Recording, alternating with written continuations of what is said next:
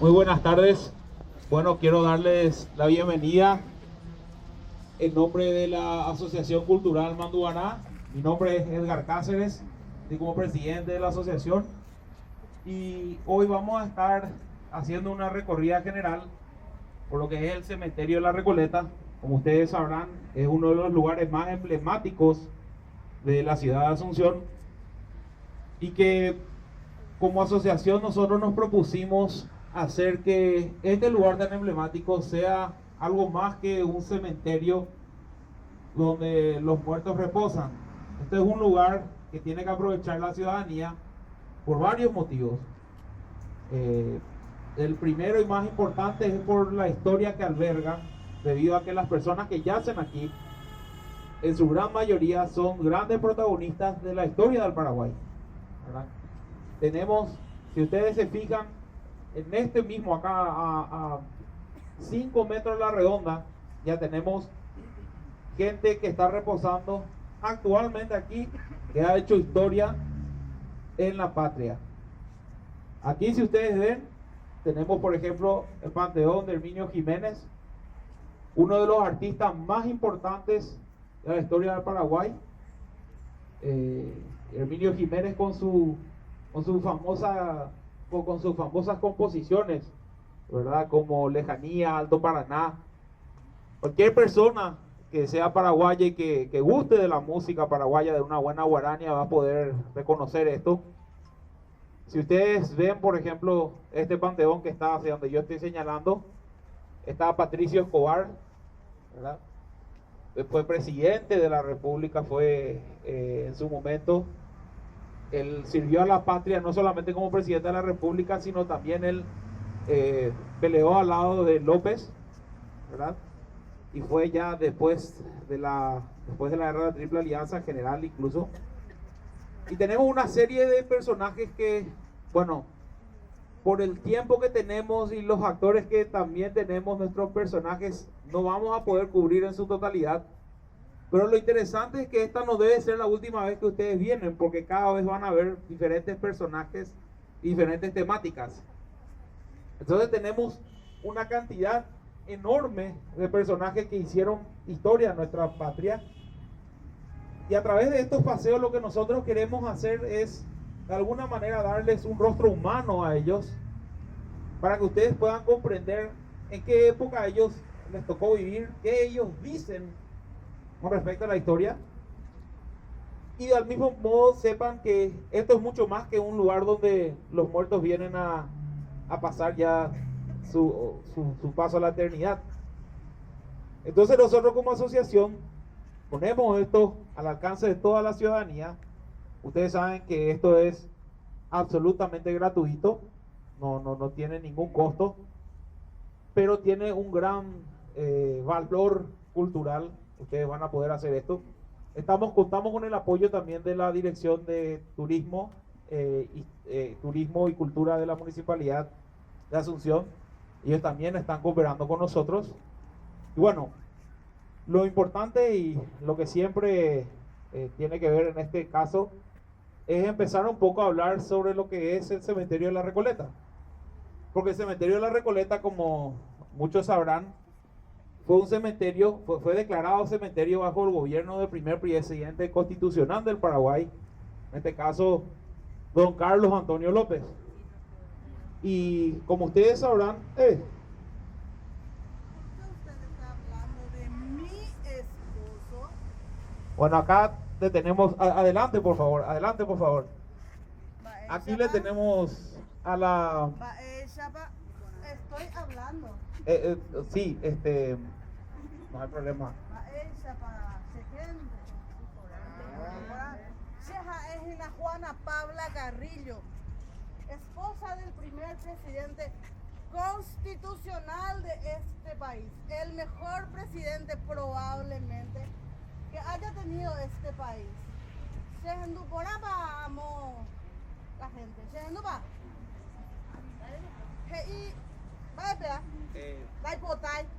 Usted tiene que hablar sobre para que vaya más la gente, porque no le... Es mágico. Hola. Jaejina, que Jae Juana Paula Carrillo, esposa del primer presidente constitucional que tuvo esta república. Fui madre del héroe más grande que tuvo este país, Francisco Solano López. Para nosotros, Pancho. Para ustedes, Mariscal. Además de a Pancho, tuve 4 hijos más: Venancio, Inocencia, Rafaela y Benigno.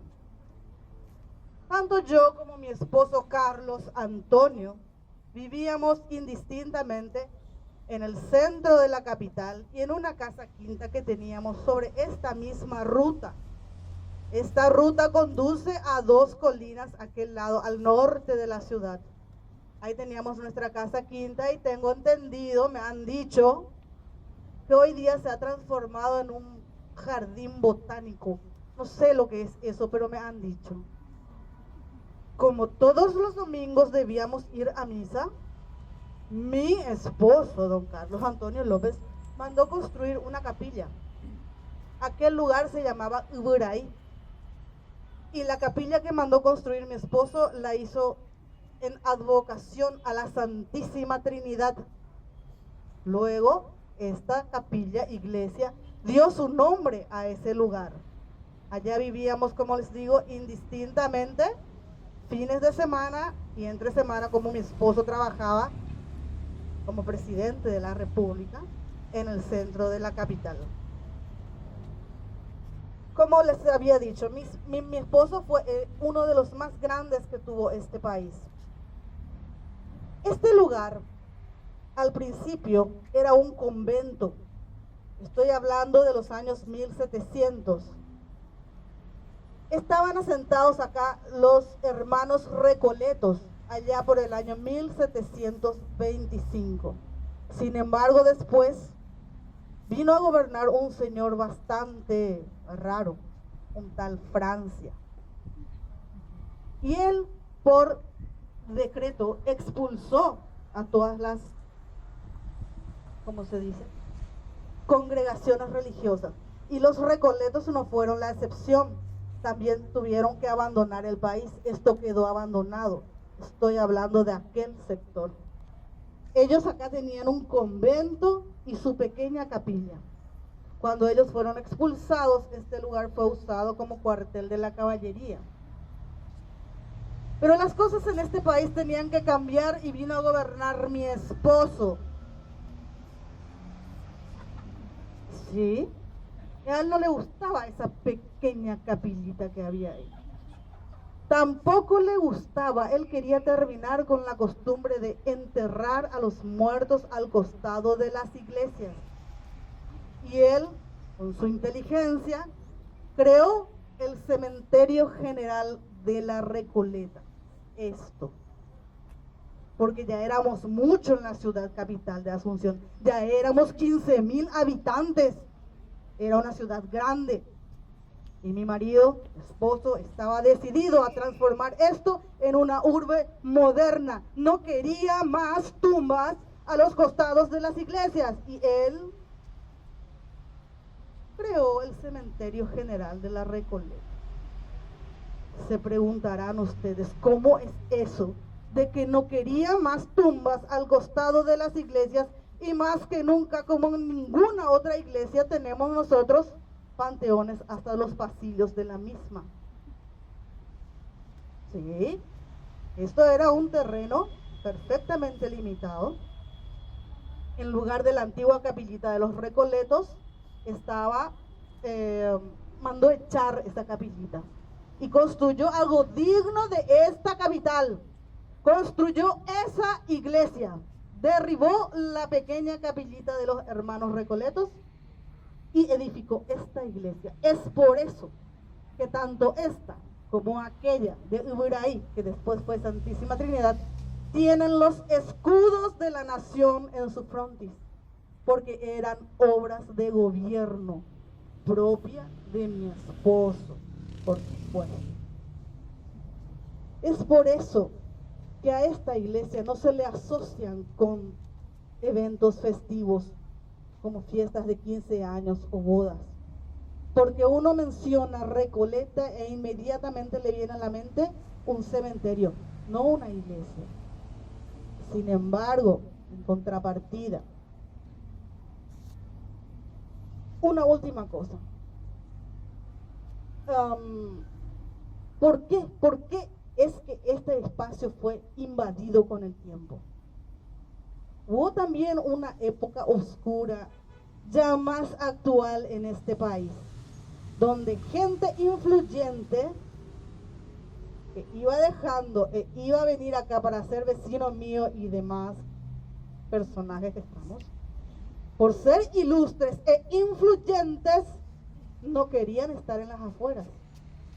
Hablaban con los otros influyentes todavía vivos para que se les cediera un lugar a este lado, el espacio de transición entre Iglesia y Recoleta. Para no estar en el fondo, hablaban, se le presionaba al cura y así es que iban invadiendo este terreno que sería jardín de la iglesia. De ahí también el cambio de arquitectura que ustedes verán, aquel lado, la parte antigua de la Recoleta, y esta parte que ya tiene una arquitectura más moderna. Yo les dije, disculpen, es mi hora de fumar, pero no lo haré en este momento. Les decía que acá no se celebran eventos festivos, pero en contrapartida nosotros tenemos los personajes más ilustres que tuvo este país descansando en este campo santo, como así también personajes no tan ilustres. Tenemos de todo, somos todos vecinos acá. Acá está enterrado, además de los ilustres, nefastos como Gastón Gadín, el recordado parricida de Villamorra. Los invito a conocer a estos personajes y otros más adelante. Les debo hacer una advertencia, un poquito más allá. Se encuentra una irlandesa, francesa, inglesa, algo así, a quien no soporto y no tolero. Tomó a mi hijo, es una cazafortunas, que si la llego a encontrar, ustedes me disculparán, pero yo no me controlo. Ella está más allá, yo me encargué de recibirlos a ustedes. Buenas tardes, hasta otro momento. Bueno,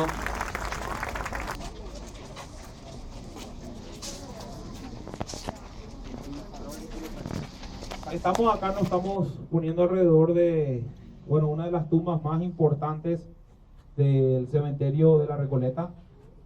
Pertenece al general José Eduigis Díaz. ¿Alguno de ustedes escuchó hablar del general Díaz? Sí. Es uno de los héroes más grandes que tiene la República del Paraguay. El general, definitivamente el general más arrojado y valiente que peleó en la guerra de la Triple Alianza. Fue el comandante del batallón 40, ¿verdad? Y al mismo tiempo fue prácticamente mano derecha del presidente y mariscal Francisco Solano López. Y su historia es muy buena, muy inspiradora, y tuvo una muerte que significó mucha tristeza para el Paraguay.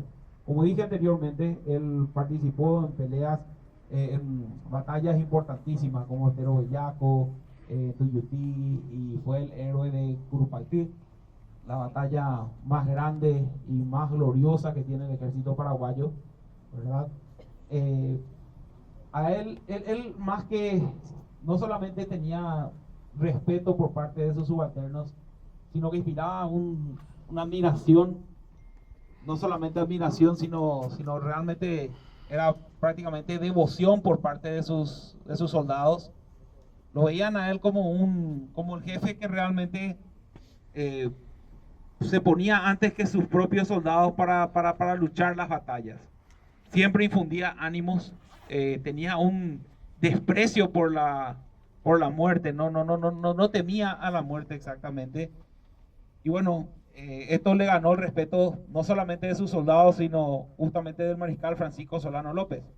Se sabe que el mariscal López tenía un carácter bastante fuerte con sus subalternos, ¿verdad? Y se dice que a la única persona a la que no le levantaba la voz era justamente al general Díaz, por varios motivos. Uno por el respeto, pero también porque no había mucho no había mucho que recriminarle, ¿verdad? Porque falta de voluntad y falta de heroísmo nunca iba a tener por parte de esta persona tan interesante. Hay incluso testimonios, dejó escrito Juan Silvano Godoy de lo que era un día normal en la vida de General Díaz durante la guerra de la Triple Alianza, cerca ya de su muerte. Y hablan de que se levantaba a las 4 de la mañana, a las 3, 4 de la mañana y cruzaba a nado desde Humaitá hasta el campo aliado. Se iba a ver cómo estaba la situación, después volvían a nadar, llegaba otra vez hasta Humaitá, después preparaban el desayuno. Sus soldados le tenían para las 8 de la mañana ya un buen asado de desayuno y después se iba a conferenciar con el mariscal Francisco Solano López sobre qué medidas había que tomar en el día. Y bueno, y después continuaba ya con su tropa. Imagínense el tipo de persona que estamos hablando. Es algo casi hasta legendario si se quiere tener, ¿verdad? Entonces, el general Díaz, bueno, cuando muere el general Díaz, a él se le celebran unos funerales dignos del presidente de la República. O sea, después de la muerte de don Carlos Antonio López, el funeral que más pomposidad tuvo fue la de José Duvigis Díaz. ¿Cómo él muere? Y él estaba haciendo una misión de reconocimiento. Él, de repente, sus misiones de reconocimiento eran muy particulares, porque él de alguna manera provocaba a los enemigos haciendo estos reconocimientos. Se iban en una lancha, por ejemplo, se quedaban muy cerca de los buques brasileños y se ponía a pescar. Se ponía a pescar y se mostraba, eran buques con corazas enormes, la armada imperial más grande que había en la región, y él se ponía a pescar cerca de ellos. Entonces, haciendo una vez un reconocimiento como esos, llegan a darse cuenta de su presencia, lanzan un cañonazo, el cañonazo destruye el barco, no lo agarra de destino a él, pero una esquirla se va por su pierna izquierda y es rescatado por su ayudante y ahijado, el sargento Cuatí, un sargento Guaycurú que tenía.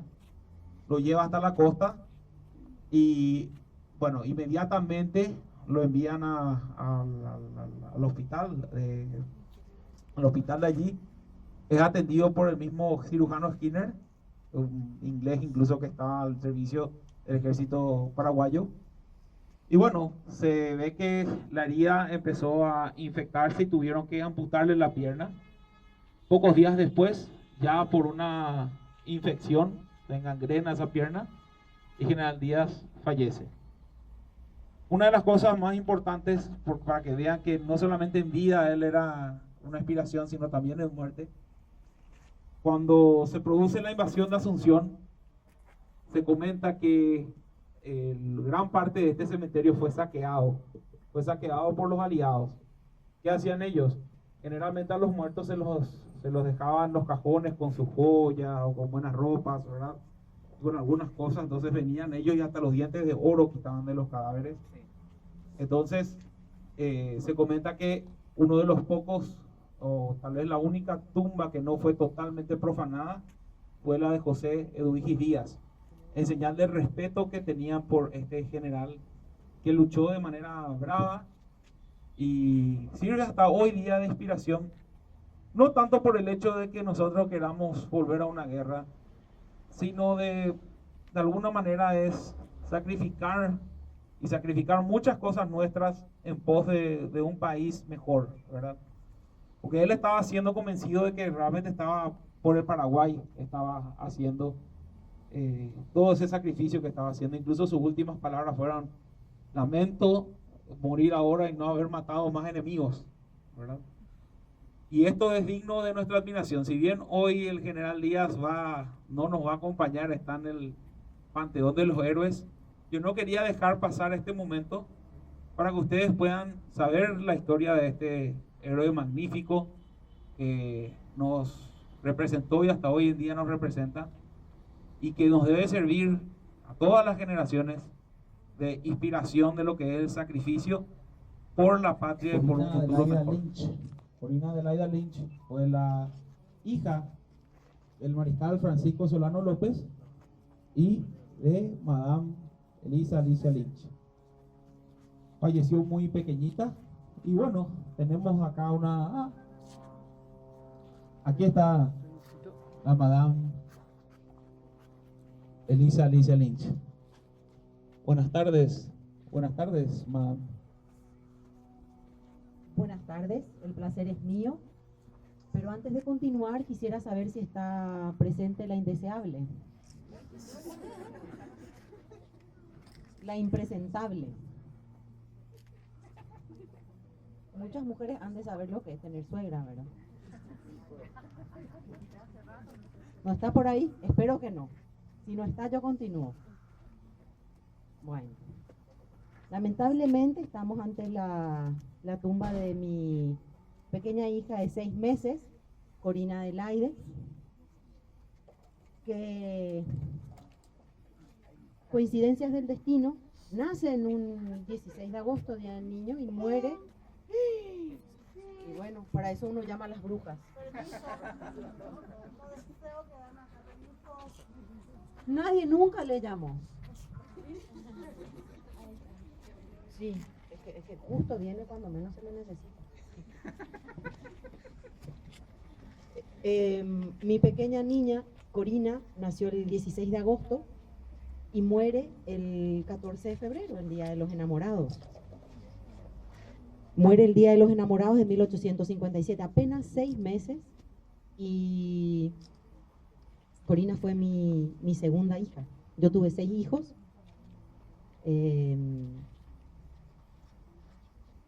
Como todos sabrán, estuve casada antes con Javier de Cuatrefages. Lo conozco a mi marido,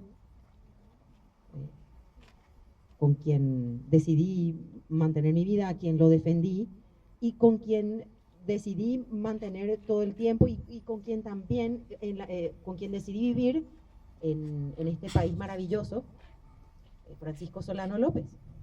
Muchos dirán, no estuviste casada, así que habrá sido una vil concubina. Pero quien aguantó su carácter, quien aguantó tenerle de suegra a Juana Paula Carrillo, fui yo. No fue otra, fui yo.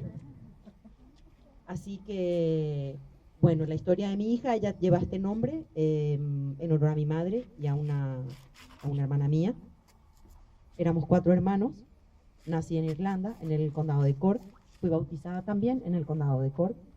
Muero a los 53 años en la pobreza. Muero en un departamento de París, víctima de un cáncer de estómago.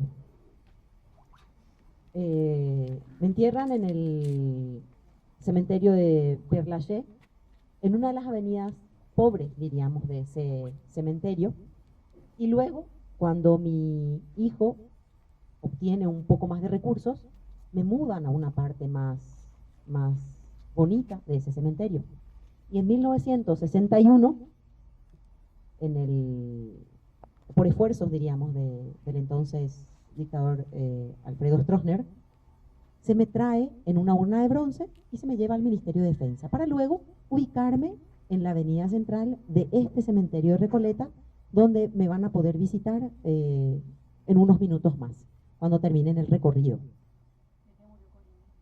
Corina muere en teoría de infección. Así también muere otro hijo mío al nacer, y el segundo hijo mío que muere porque no tenía, nace en guerra y se muere de infecciones. O sea, no teníamos manera, no habían cuidados, no había limpieza, y esta nena muere por infecciones. ¿A usted la traen otra vez al país en un momento dado? En 1961. No, en vida la traen a usted, unos años después de que terminó la guerra, la traen. En 1876. En 1876, cuando yo empiezo a reclamar mis bienes, que luego se los ceden al Brasil por una situación de compensación de guerra, vuelvo al país, no me dejan entrar. Entonces subo al barco y retorno a Francia. ¿Y usted tenía correspondencia con el presidente que está sepultado más para allá, Juan Bautista Gil? Juan Bautista Gil, exactamente. Bueno, muchas gracias, Madame Lynch. Va a seguirnos también en este recorrido. Es muy interesante la acotación que están haciendo. Realmente cabe destacar también que luego de la guerra justamente, bueno, parte del Tratado de la Triple Alianza contemplaba que el Paraguay iba a correr con los gastos de guerra. Imagínense un país que está postrado totalmente, con una población económicamente activa prácticamente reducida a cero, porque realmente en esa época la población económicamente activa era considerada como solamente hombres adultos, ¿verdad? Muy diferente a lo que hoy en día nosotros sabemos que es. Entonces, un país con cero producción, ya diezmado de más del 50% de su población, quedaba con una deuda que realmente iba a ser impaga. Y una de las cosas que hizo Francisco Solano López ya en el curso de la guerra fue ceder muchos terrenos, muchos territorios a nombre de Madame Lynch. ¿Por qué hizo él esto? Porque era una manera de que el día de mañana estos terrenos, por ser propiedad de Madame Lynch y siendo ella ciudadana británica, fueran conocidos y respetados como paraguayos. Entonces, si estaban en posesión de Madame Lynch y Madame Lynch era británica, habría sido un poco más difícil para los aliados tomar posesión de un territorio que no solamente era paraguayo, sino propiedad de una ciudadana británica. Por eso es que muchas veces se habla de que Formosa, por ejemplo, era de Madame Lynch. Sí, se hizo eso porque se pasaron muchos terrenos a su nombre para que esa propiedad fuera conocida por derechos privados a favor de la esposa, o sea, la de la mujer de Mariscal López. Pero obviamente esto no funcionó porque sabemos que lo que lograron, los que al finalmente salieron triunfantes y prácticamente aniquilaron al pueblo, ya no permitieron ese tipo de negociaciones y al final justamente no se le permitió salir del barco a ella, no, por su propia vida no pudo salir del barco, tuvo que volver así como vino y fue una situación muy triste por la que pasó ella, ¿verdad? Hay mucha controversia con respecto bueno, a cómo nos parece a nosotros Mariscal López, hay gente que le quiere, hay gente que no le quiere, pero más allá de eso realmente hay que destacar que Elisa Lynch lo siguió a él hasta el último, ¿verdad? Lo siguió a él hasta justamente el sitio de su muerte y bueno, aguantó todo eso siendo ciudadana británica y pudiendo haber salirse rápidamente de esto, ¿verdad? Pero bueno, dejando un poco de lado esto, ya también quiero comentar el tema de Corina Adelaida Lynch. Que Corina Adelaida Lynch, ustedes se habrán dado cuenta que la relación entre suegra y nuera no es muy buena. Y no solamente eso, don Carlos Antonio López tampoco la quería a Madame Lynch por este tema que habíamos hablado, ¿verdad? Porque Madame Lynch estaba casada con un señor Cuatrefages, un cirujano europeo, que justamente, bueno, después de eso viene con Francisco Solano López y bueno, tiene hijos suyos aquí en Paraguay, ¿verdad? Se dice que no tuvo el nombre de López porque no le permitieron justamente que tuviera, siendo que todavía no estaba casada con él. Por eso llevó el apellido Lynch y no el apellido López, ¿verdad? Pero se presentan ciertas, por así decirlo, eh, por así decirlo, algunas inconsistencias debido a que, bueno, Panchito era López, ¿verdad? Y también era hijo de Madame Lynch, pero exactamente. Entonces, esta pobre criatura de 6 meses no pudo tener eso. Y bueno, habrán tenido sus motivos el presidente y la presidenta para no quererle tanto. Pero sí podemos decir una cosa, acá Madame Lynch revolucionó la sociedad asuncena de ese entonces. Trajo muchas innovaciones y vamos a ir viendo eso con el tiempo. Vamos a ir viendo eso con el tiempo. Traje el glamour y también fui rompiendo un poco el arquetipo de lo que era la sociedad en ese momento. Rompí un poco el tema del apellido de Gran Abolengo porque mis amigas eran las coguaveras, aquellas mujeres que no tenían el gran apellido, sin embargo que querían rodearse de las tendencias de moda que yo traía y que querían ser mis amigas. Entonces, lo que hoy sería, no tengo apellido, pero es lo mismo, pero tengo inteligencia, tengo audacia, quiero salir adelante o lo que fuese, es más o menos replicando, salvando evidentes diferencias, lo que Madame Lynch, 150 años atrás, intentó hacer. Y además, otra cosa, mi querido presidente de la Asociación Cultural Manduara, una mujer en plena guerra, o sea, el género femenino representado en una guerra en esa época, para mí es sumamente interesante verlo como elemento, una mujer que le acompaña a un presidente, a un país que fue aniquilado, pero sin embargo una figura sumamente debatida, estudiada, con luces, con sombras.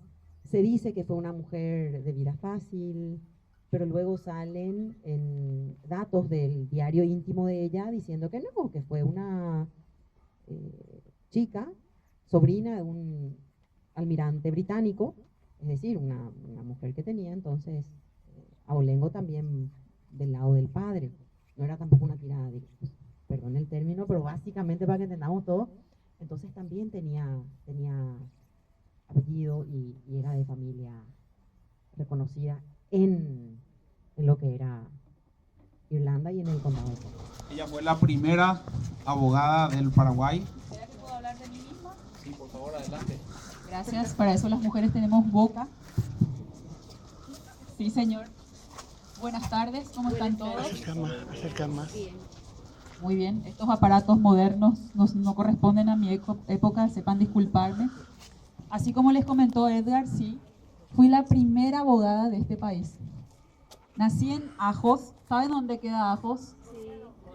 Exactamente, hoy se llama Coronel Oviedo. Nací en Ajos en 1883. A los 22 años, en 1904, fundé la Escuela Mercantil de Niñas. En 1907, con 24 años, me recibí de abogada, nada más y nada menos en este país, donde el derecho de las mujeres no estaba ni siquiera pensado. También en aquella época, bueno, si bien mi tesis, que también fue muy controversial, se llamó Humanismo, les invito a que la lean, está en las bibliotecas. Controversial digo porque en ella critiqué radicalmente el sistema cultural, político y social de este país. Creo que el humanismo es feminismo y estoy convencida de eso. Creo que la base del despotismo es justamente la desigualdad. Realmente luché fervientemente por el derecho de la mujer. Y también formé parte, por ejemplo, de La Colmena, que era una sociedad donde se realizaban reuniones, comidas y charlas con los grandes pensadores de esa época. Barret, por ejemplo, decía de que yo era la reina de La Colmena. Pues las mujeres no estaban tan habituadas a los círculos literarios donde se hablaba de política, de ciencias, etc. También, por ejemplo, en 1908 formé parte del Tribunal de Justicia de este país. Fui la primera mujer en formar parte de ese tribunal. En el 10 me fui a Buenos Aires en representación de este país. Ahí ya me están indicando que no se escucha. En representación de este país me fui en 1910 al Congreso Feminista en Buenos Aires y llevé una ponencia. Y en el 20, nada más y nada menos, en el 20 cofundé realmente el Centro Paraguayo Feminista. Para mí realmente fue muy dura la universidad, porque imagínense que en aquella época solo 160 universitarios existían, entre medicina, notariado y abogacía. Yo fui la primera mujer de esos 160 en tener un título universitario. Imagínense, en la preguerra del Chaco, solo 3 médicos existían recibidos. O sea, quiero que se imaginen la lucha, porque hoy si votamos las mujeres, hoy si tenemos espacio en la política, si somos ministras o somos congresistas, es por mujeres como yo y como las demás que lucharon conmigo que hicimos este espacio posible. En 1961 recién votaron las mujeres en este país. Imagínense eso, a mí es una locura.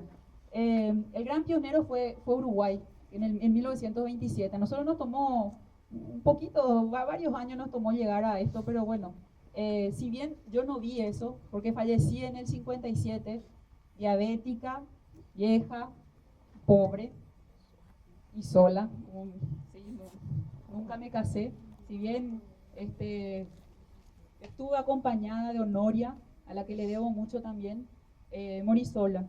Pero vivo contenta, vivo acá en la ultratumba contenta de saber de que el grano, el esfuerzo que hice sirvió para algo y que hoy en día las mujeres tienen su espacio y creo que tienen que luchar y tienen que seguir luchando.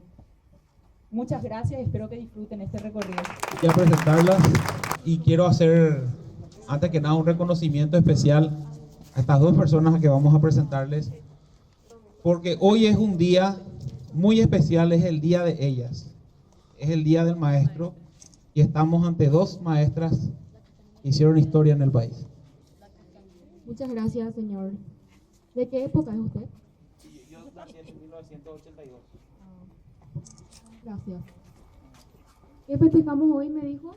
El día de la maestra y del maestro. Ah, ahora se festeja nuestro día, nuestra época. Bueno, era un poco distinto, pero muchas gracias por los saludos. Bueno, acá, no sé si alguien ya nos conocía. Nosotras estábamos en el fondo, estábamos enseñando. Antes que nada, muy buenas tardes a todos. ¿Están bien? Sí. Gracias. Bueno, así como le decía acá el señor, yo soy Adela Esperati, ella es mi hermana Celsa. Y bueno, hoy queremos compartir con usted un poco de nuestra vida, contarle cómo se desarrolló nuestra carrera, nuestra vida personal. Como sabrán ustedes, en 1865 Paraguay estaba inmerso en una guerra muy dura, la guerra contra la Triple Alianza. Y en medio de esa guerra, nuestro padre estaba en combate. Mi madre, evidentemente, con todo el riesgo y con todo el sacrificio que eso significaba, estaba embarazada en medio de todo ese dolor paraguayo y todo ese sufrimiento de la guerra. Estando mi padre en el combate de Lomas Valentinas, mi madre Dolores me dio a luz a mí, Adela Esperati. Así es, mi hermana nació en la ciudad de Barrero Grande y 3 años después nazco yo, soy Celsa Esperati. Yo ya nací en la ciudad de Luque porque justamente nuestra familia estaba ya huyendo, el país estaba en una circunstancia muy difícil y bueno, yo nací en Luque 3 años después. Luego de la contienda, de la guerra, nuestra familia decidió ir hacia la Argentina, donde nosotros empezamos a prepararnos en lo que sería nuestra educación escolar y también todo lo que cimentaría después lo que vinimos nuevamente a hacer aquí en nuestro país. Nosotras decidimos cumplir nuestra labor como paraguayas, levantando el país por medio de los libros, por medio de la educación. Mi hermana les va a comentar un poquito más acerca de cómo fue esa travesía. Bueno, así como le contaba Celsa, nuestra madre, cuando le dio a luz a ella, y nuestro padre falleció en la guerra. Entonces, bueno, mi madre la tuvo a ella ya con nuestro padre ya sin vida, ¿verdad? Entonces, nuestra madre decidió por nuestro futuro ir a otro país.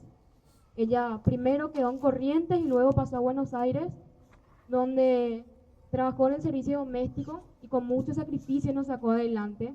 Y bueno, nosotros entendimos ese sacrificio, por lo que gracias a nuestros méritos recibimos una beca y pudimos instruirnos en el país vecino. En Argentina nosotros fuimos parte de lo que hoy nosotros conocemos como un proceso que fue fundado por Sarmiento, que seguro ustedes lo conocen, fue un gran argentino. Nosotras estuvimos en Buenos Aires, luego pasamos a la ciudad de Concepción del Uruguay, que es también una ciudad argentina, donde estudiamos, recibimos todas las instrucciones y luego, gracias a nuestra calidad profesional, y gracias a dos personas que también fueron parte importante de la educación del país, que son Atanasio Riera y Rosa Peña de González.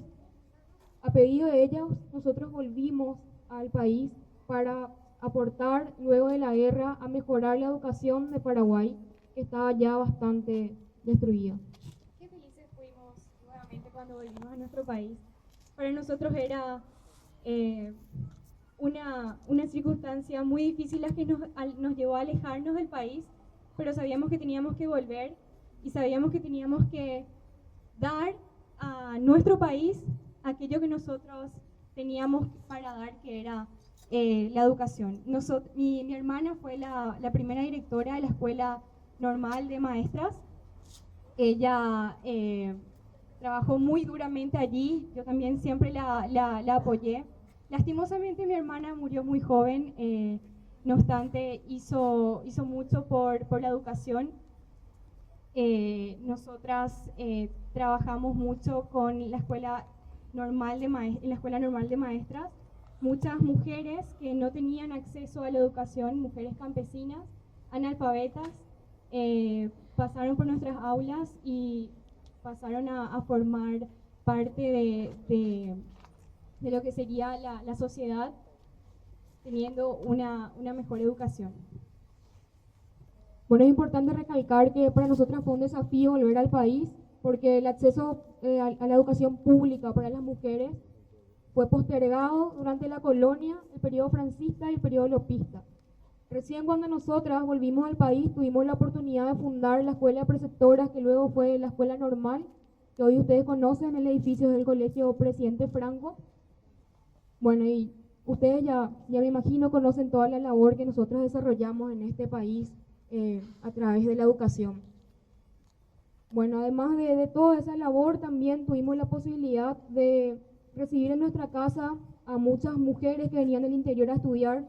Muchas veces nosotras también pagamos los estudios de ellas con el poco salario que recibíamos. Pero bueno, fue realmente algo bastante importante para estas jóvenes.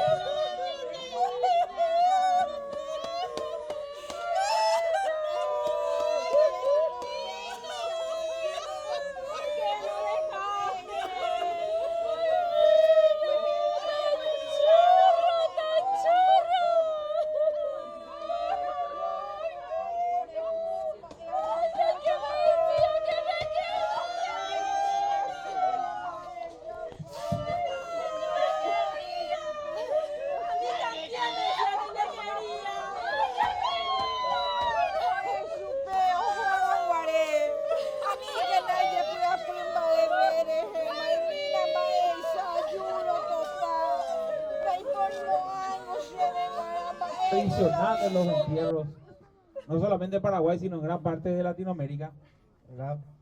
Que está formado por las famosas lloronas, ¿verdad? Estas señoras bastante peculiares eran parte de cortejos fúnebres que se hacían en casi todo el territorio de la República, y lo que hacían básicamente era, bueno, esto, era un llanto bastante estridente y doloroso, que lo hacían para honrar de alguna manera al finado, ¿verdad? En este caso, nuestro finado, ¿quién es? Albino. Albino. Bueno, ¿por qué están acá las lloronas? Las lloronas están acá básicamente por un tema. Se habla un poco del panteón, ¿verdad? Este panteón es de la familia Campos. Es uno de los más bonitos que hay en el cementerio de la Recoleta. Hay versiones incluso que pertenecen a la familia Dávalos, de apóstrofe Ábalos, pero realmente Campos tuvo una conversación con una integrante de la familia, incluso en uno de los recorridos, me comentaba eso. Y realmente son, por así decirlo, son imágenes traídas de Europa misma, ¿verdad? Entonces, lo que queríamos hacer es mezclar un poco ambas,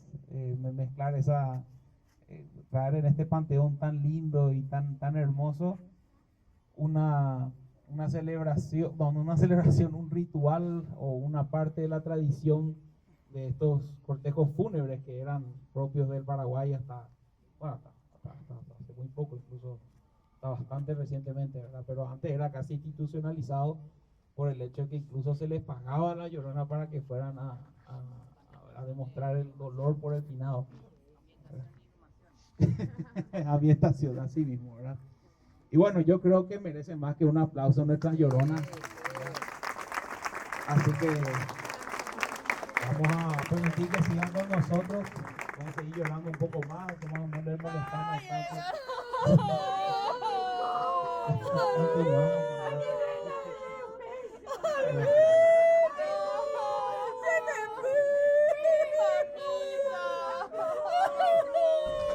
La historia la escriben muchas veces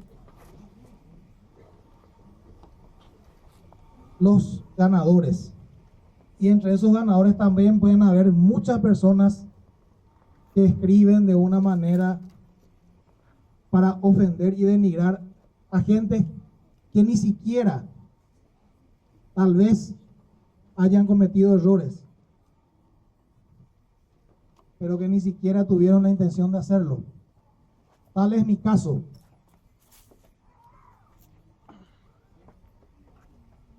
Nací en 1848. Mi familia ya fue perseguida de un tiempo atrás por José Gaspar Rodríguez de Francia.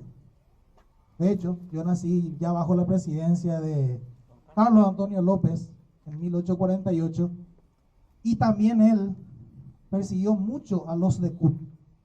Es por ello que nosotros tomamos la determinación de salir del país.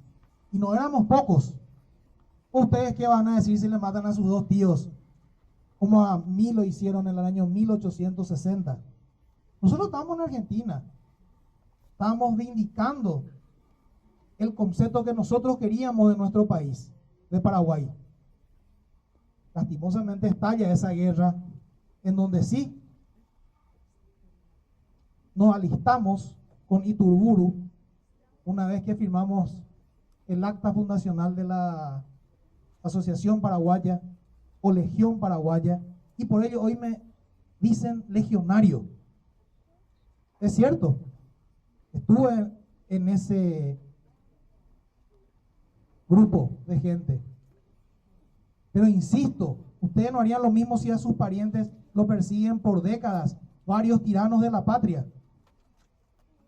Reconozco, pero así también reconocí públicamente, y por ello salí en la Legión Paraguaya apenas me enteré del infame tratado secreto de la Triple Alianza de aquel 1 de mayo de 1865.